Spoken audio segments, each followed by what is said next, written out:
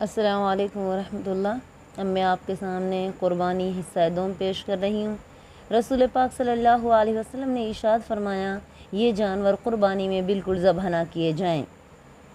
جس کے کان اوپر کی جانب سے کٹے ہوں، جس کے کان نیچے کی جانب سے کٹے ہوں،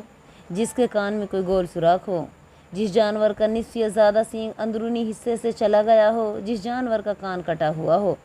لنگڑا جانور جس کا لنگڑا پن بالکل ظاہر ہو، کانا جانور یا بھینگا جانور جس کا کانا پن واضح ہو، بیمار جانور جس کی بیماری بالکل نمایاں ہو، کمزور اور لاغر جانور جس کی ہڈیوں میں بالکل گودا نہ رہے،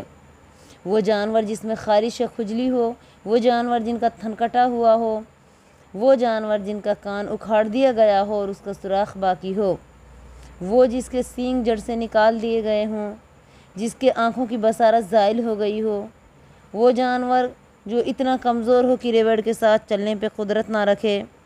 جو بوجہ کمزوری کے کھڑا نہ ہو سکے، یا جس کے پاؤں ٹوٹے ہوئے ہوں جس کی وجہ سے چل نہ سکے۔ حضرت صلی اللہ علیہ وسلم نے فرمایا، 2 داتاں جانور قربان کرو۔ حاملہ جانور کی بھی قربانی جائز ہے۔ گابھن یا حاملہ جانور کی قربانی کے بعد اس کے پیٹ سے نکلنے والے بچے کی بھی ساتھ میں قربانی کر دینی چاہیے، چاہے بچہ زندہ نکلے چاہے مردہ نکلے، دونوں صورتوں میں اس کی قربانی جائز ہے۔ خصی ہونا کوئی عیب نہیں ہوتا، خصی اور بنا خصی دونوں طرح کے جانور کی قربانی جائز ہے۔ تو یہ تھے جانور کی شرطیں۔